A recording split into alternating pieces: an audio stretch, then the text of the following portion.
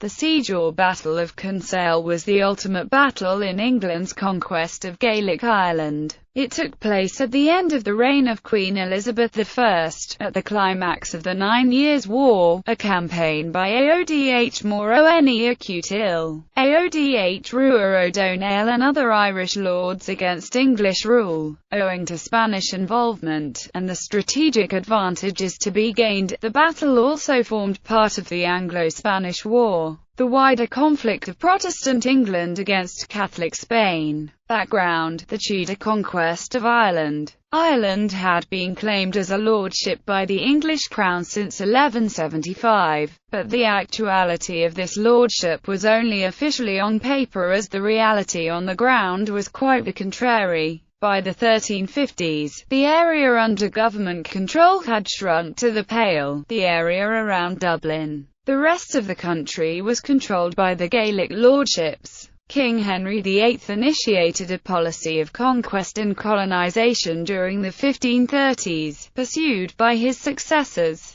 In 1594, forces in Ulster under the previously loyal Earl of Tyrone, Aodh Moroni Kinsale, supported by Aodh Ruair O'Donnell and Aodh Mag Uidir, rebelled. A number of Irish victories seemed to place English control of Ireland in the balance. A long-promised Spanish armada under General Don Juan de L'Aquila set sail for Ireland in September 1601, intending to link up with the Irish and defeat the English. Spanish landing. Following the failure of the Spanish Armada in 1588 and the dispersal by storms of 2 more expeditions during the last years of Philip II, Philip III decided to provide direct support to the Irish rebels fighting England. Spanish aid was offered to the Irish rebels in the expectation that tying the English down in Ireland might draw even more English resources away from their allies in the Netherlands. The Dutch estates, which were engaged in a long rebellion against Spanish rule, and provide another base for privateers, such as the Dunkirkers,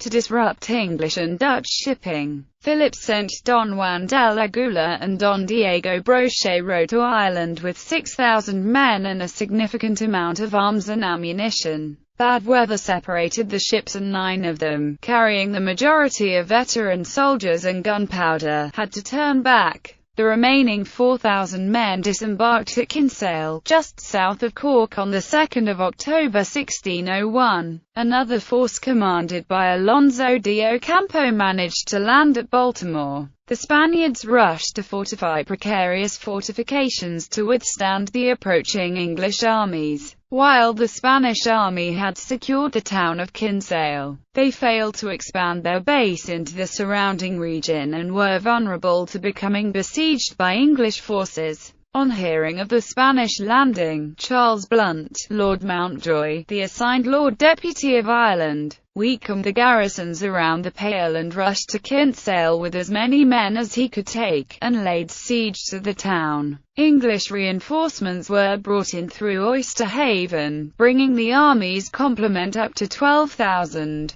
However, many of these fell ill, leaving about 7,500 capable of fighting. At the same time, the Gaelic earls Hugh O'Neill and his ally O'Donnell considered their positions. Their difficulty was that the Spanish had landed on the south coast of Ireland, far away from the areas under control of the Irish chieftains. In order to bring aid to the Spanish troops, they would have to lead their troops into regions where support for the cause was most doubtful. They hesitated for weeks as autumn turned into a particularly wet and stormy winter. The besieged Spanish garrison began to suffer privation, and O'Neill was forced to go to their aid. He fully understood that should this first Spanish force suffer defeat, he would be unlikely to receive further military help. The decision of the Spanish to land at Kinsale forced Earl Hugh O'Neill to agree with his more impetuous ally, Red Hugh O'Donnell, and abandon his hitherto successful hit-and-run tactics and risk open confrontation. A large force would be necessary, larger than they could afford to lose.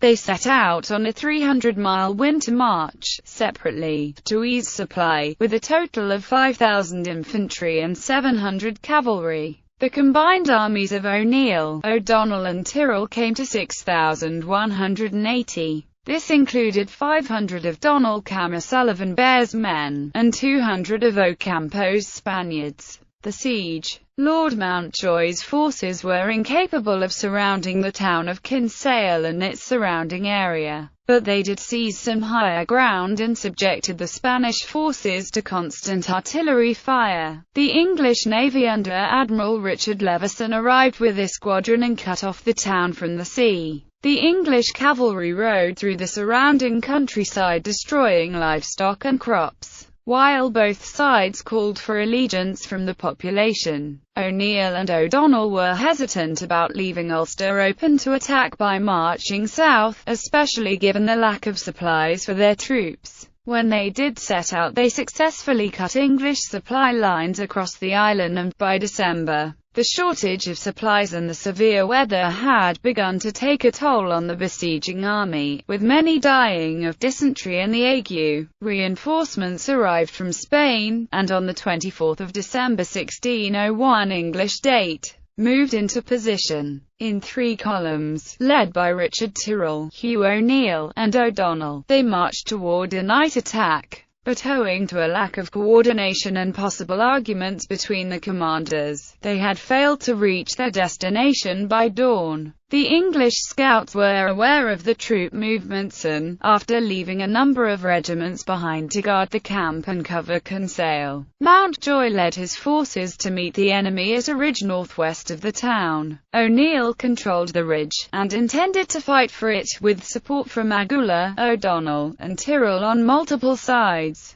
Del Aguilar, the Spanish commander, was an experienced soldier and put up a fierce defense. His instructions were, however, to hold the town until the Irish army came down from Ulster to combine with them. In the end, the Irish were overpowered by the English cavalry, who charged through O'Neill's men, and prevented a flanking manoeuvre by O'Donnell. The tactics showed that the Irish foot were poorly trained for open field fighting and the formation of the hollow square. It also showed up the English cavalry techniques using the lance, as compared with the Irish method of no stirrup and overhead spear throwing. The Irish army left the field in some disorder while the supporting Spanish army led by Ocampo tried to hold the charge and the ensuing massacre. Most fled back to Ulster, though a few remained to continue the war with O'Sullivan Bear and Dermot Maol McCarthy Ray. The Spanish, who lost many men in the siege, gave up the town to Mountjoy, on terms, and were allowed to sail back to Spain, not knowing that only a few days ahead another Spanish force was sent. Outnumbered,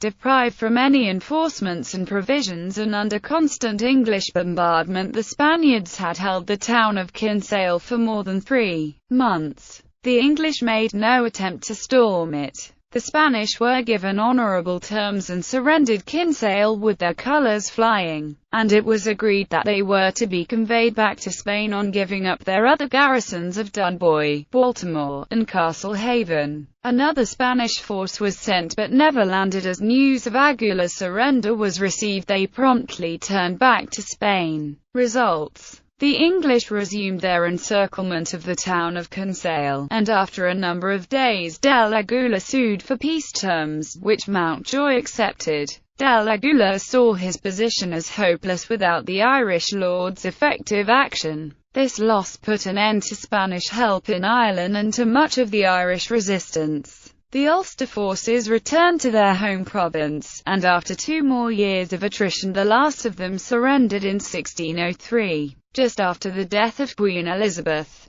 In the following year, England and Spain agreed to make peace with the signing of the Treaty of London. O'Donnell went to Castlehaven and took a ship to Spain. He was well received there but died a few months later, said to be by poisoning by George Carew's spy Blake. O'Neill returned to his native Ulster and then decided to go to Spain. He was accompanied by many supporters and other chieftains. This is known as the Flight of the Earls. Their intention was always to raise an army and oust English authority in their home province. but the territories they had left behind were soon divided up in the plantation of Ulster, and they were never able to return. The English administration saw the ideal opportunity to seize most of the land of Ulster, and to bring in Presbyterian Lowland Scots and Northern English settlers to farm it. The English had achieved their objectives of destroying the old Gaelic order, ridding themselves of the clan system and the more troublesome chieftains.